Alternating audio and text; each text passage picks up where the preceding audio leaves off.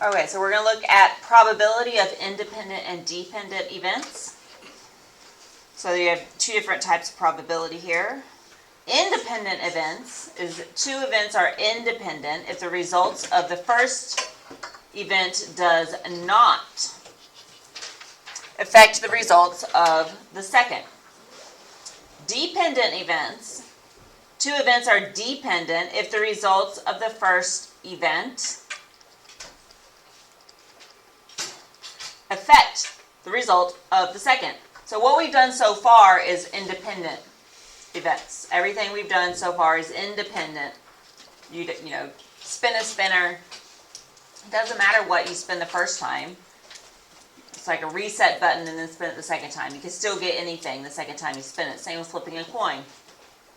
Doesn't matter if you got heads when you flip it the second time, it's still going to be a 50-50 chance. A dependent event, though, is different.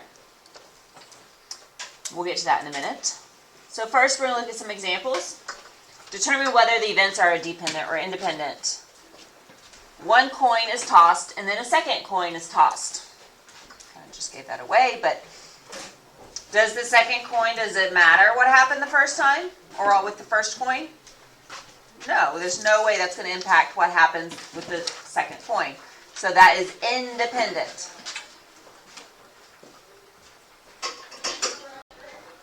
Just like if a person is independent, they don't care what other people are doing. They're doing their own thing. It doesn't matter what's happening around them. It's an independent. Where a dependent, what they do depends on what somebody else did. Let's look at example 2. A card is selected from a deck of cards. Then a second card is selected. So is that independent or dependent?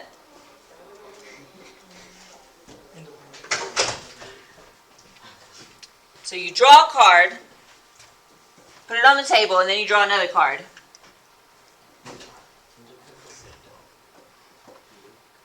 Well, could you draw that? So I draw a card, it's the ace of spades. And then I put it on the table, and then I draw another card. Can I draw the ace of spades again? No, because I've already taken it out of the deck, right? So that's a dependent situation. So once I've removed a card from the deck, now I have less, instead of 52 cards, I would have 51 cards to choose from. A card is selected from a deck of cards and put back in, and then a second card is selected. Is that independent or dependent? That one's independent because you're putting the card back, so there's a chance you could pull the same card out again.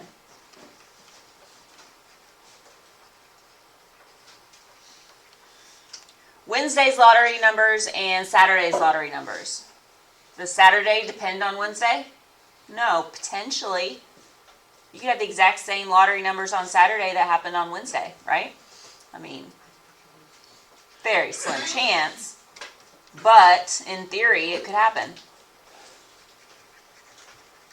So they're independent of each other.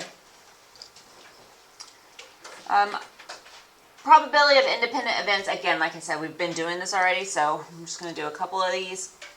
A coin is tossed and a die is rolled. What is the probability that the coin lands on heads and number 6 is rolled? All right, so this right here, a coin is tossed and a die is rolled. That tells us we have two events. So we're going to set this up with two sets of parentheses for those two events, one for each. And we know we're dealing with probability, so we're dealing with fractions. All right, so then what is the probability that the coin lands on heads? So this first set of parentheses is the first event. How many total outcomes are possible? It's just heads or tails, right? So 2. So there's 2 possible outcomes. And how many of those are heads? 1. So the probability of flipping and landing on heads is 1 out of 2, or 50%. And then the second event, it says, and the number 6 is rolled on a die. How many numbers are there on a die? There's 6. How many of those are the number 6? 1. So then we can calculate the probability of that exact situation happening by multiplying these two fractions together. You can either use your calculator to put it in the way I wrote it, like that, have the fractions multiplied, and then do math enter to get the reduced fraction. Or you can multiply straight across the top and straight across the bottom. 1 times 1 is 1, 2 times 6 is 12. So there's a 1 in 12 chance of getting a heads and then a 6.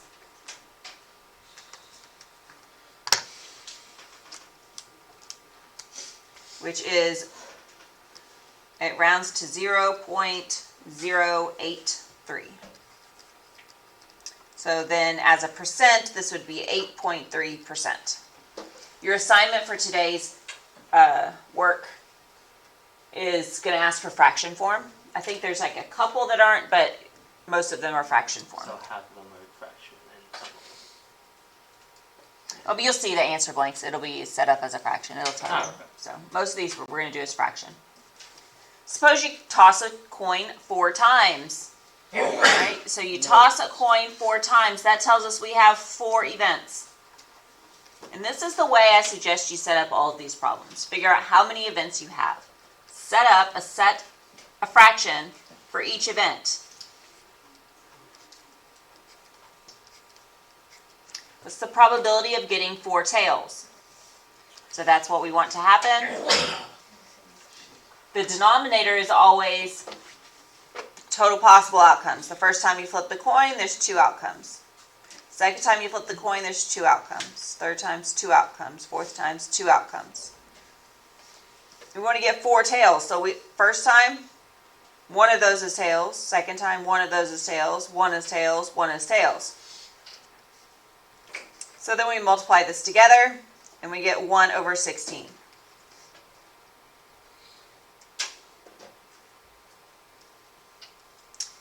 All right, and then we have Marissa is drawing a tile from a bag of 4 blue tiles and 4 yellow tiles with replacement. So this is new. That is a key element that tells you, or keywords that tell you that this is independent.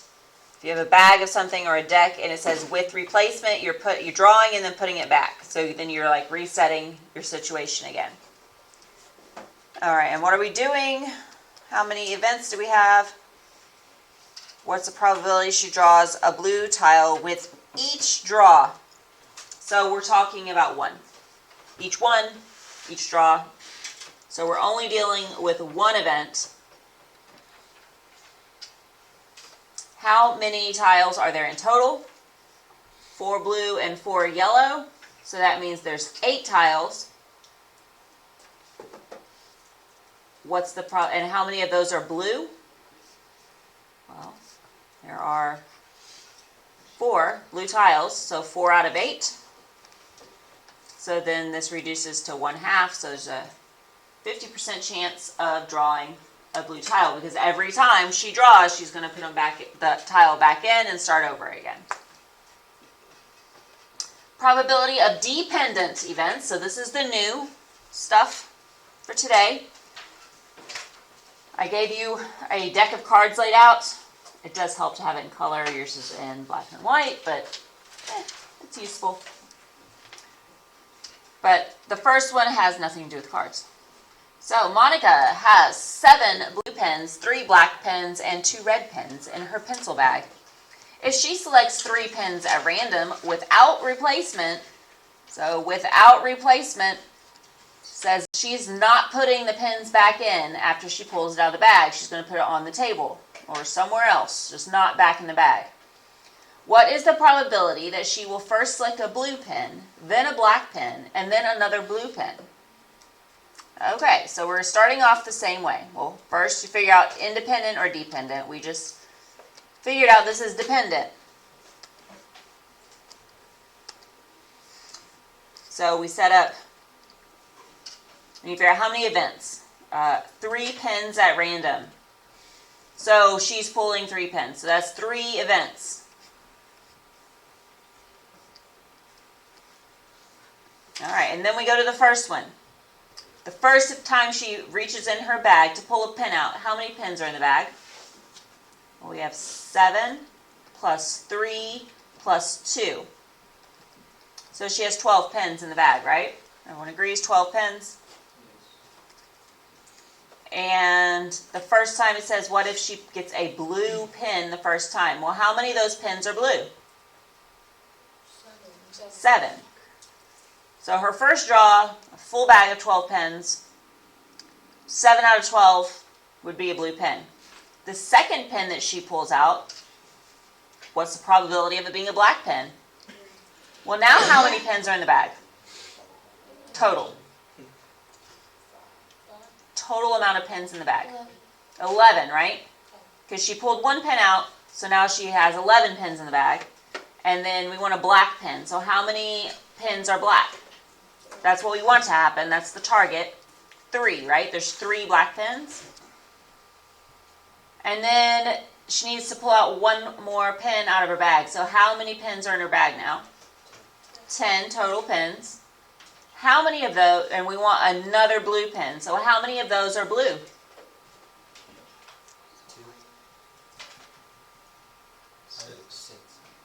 6. Yes, there's 2 red pens, but we're not asking about a red pen. 7 blue pens. The first pen was blue, so now the third pen we want that, so that means there's 6 blue pens left in the bag. Again, you can multiply fractions by putting in each fraction, or you can just go straight across the numerator, straight across the denominator. It doesn't matter. So we have 7 out of 12 times 3 out of 11 times 6 out of 10. So we get 21 out of 220.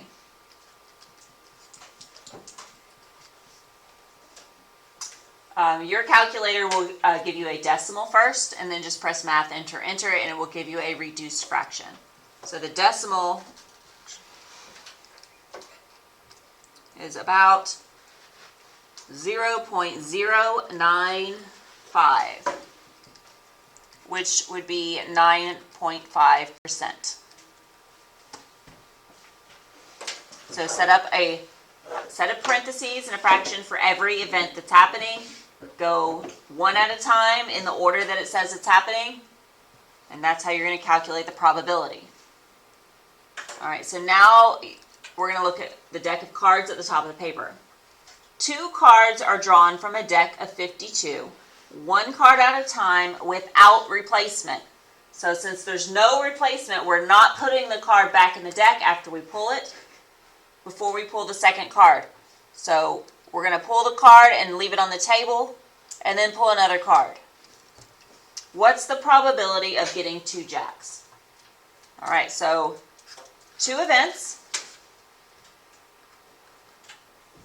How many cards are in the deck? 52. How many jacks are in the deck? 4. There's 4 jacks in the deck.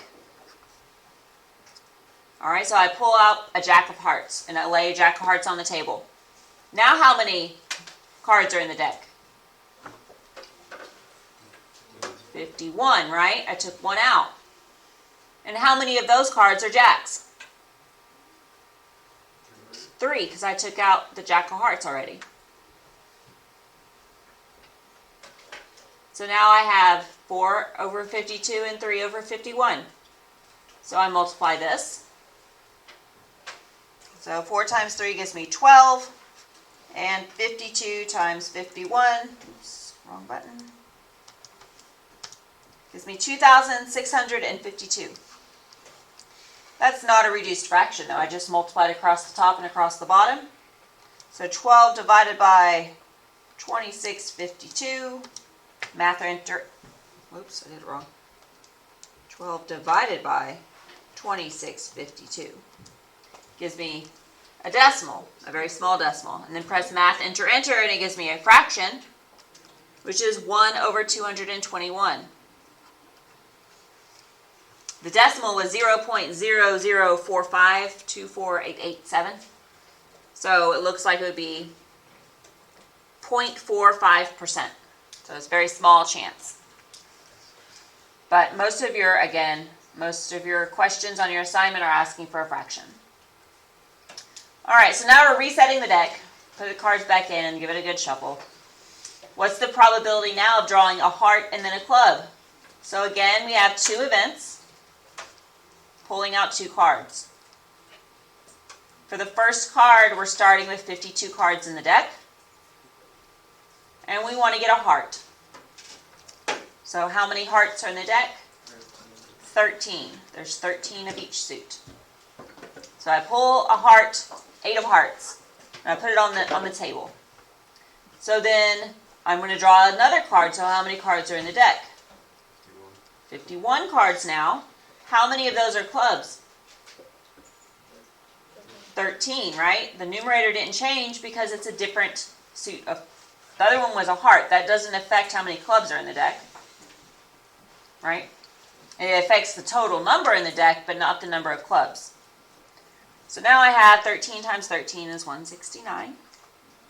And I already did 52 times 51 is 2652.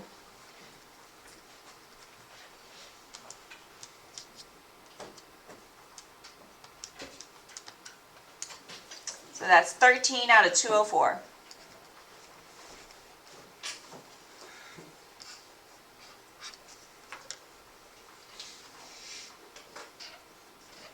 All right, so then the next one, we're resetting the deck again, doing 2 cards. So since we reset the deck, we're starting with 52 cards total. I want to draw 2 diamonds. How many diamonds are in the deck? 13. There's 13 of each suit. So I pull out a 3 of diamonds, and I put it on the table. So now how many cards are in the deck? 51. And how many of those are diamonds? 12, because I already took out one of them, right? So now I do 13 times 12, gives me 156. And 52 times 51 is 2652.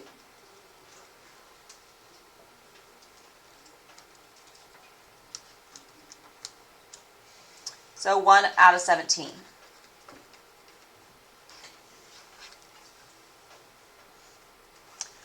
Reset again.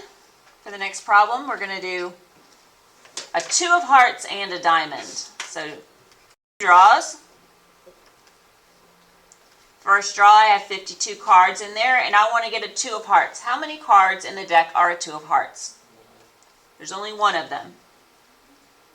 All right, so I pulled that out and I put it on the table. So how many cards are in the deck? 51.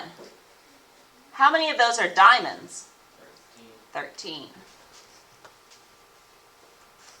All right, so this one's going to give me 13 over 2652.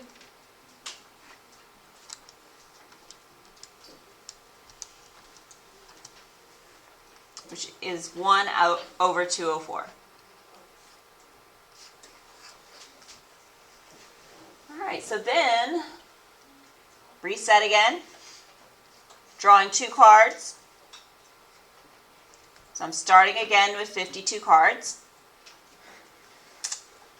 It's a probability of getting 2 red cards. Well, how many of the cards in the deck are red? 26. I pull one out, set it to the side. I read one out and set it to the side. So now there's 51 and 25, right? Now 26 over 52, that's half. So we could make this 1/2. That's fine. Or you could leave it as 26 over 52. It doesn't matter because we're going to reduce our fraction anyway. So 51 times 2 gives me 102. So I have 25 over 102.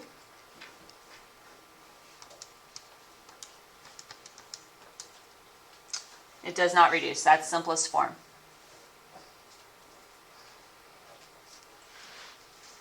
Last card problem. Let's reset it one more time. We're going to draw 2 cards. Since we reset, we have 52 cards in the deck. 2 black aces.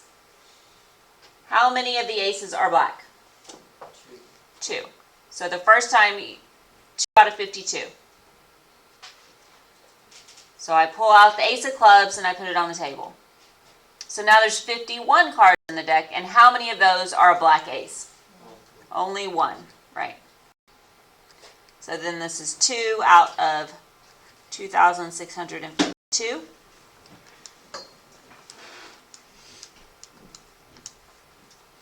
Which is 1 out of 1,326.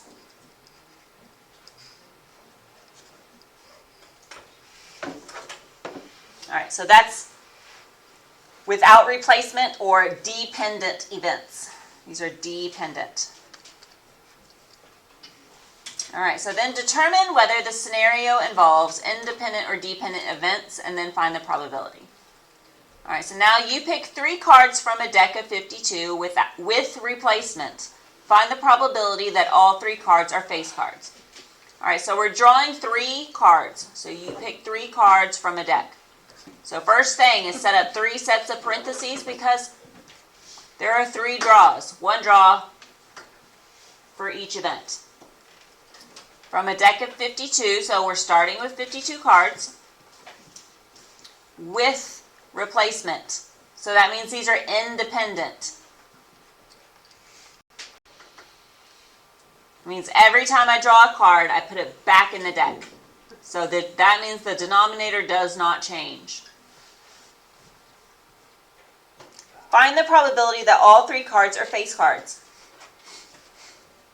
How many of the face cards are in there? 12. The second time, is there still 12 face cards? Yeah, because I put my card back, right? And then I put that one back. So it's the same odds every time.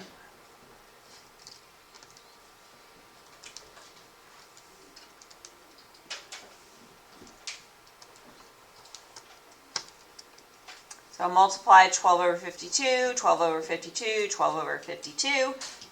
It's 27 over 2,197 as a reduced fraction, which is about 0.012. And as a percent, that would be 1.2%.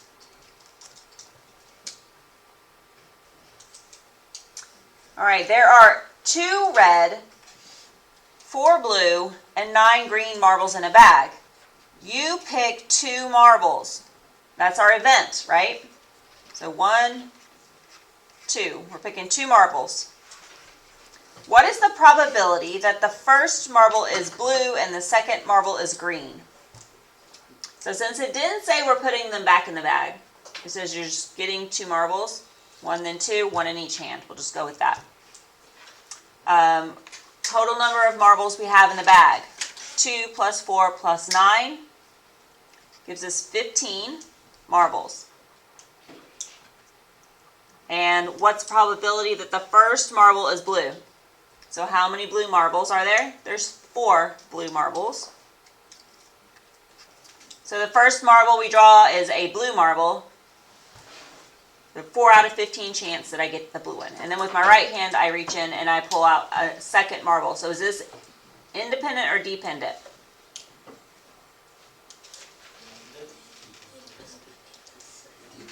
It is. It's dependent because I didn't put the first one back.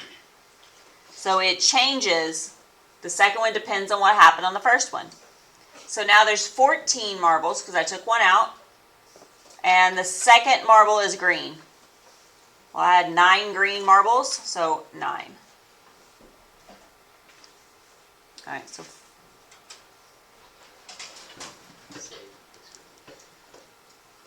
we know 4 times 9 gives me 36. 15 times 14 gives me 210. So 36 over 210. Which is 6 out of 35. Or, as a decimal, is 0.171, which would be 17.1%.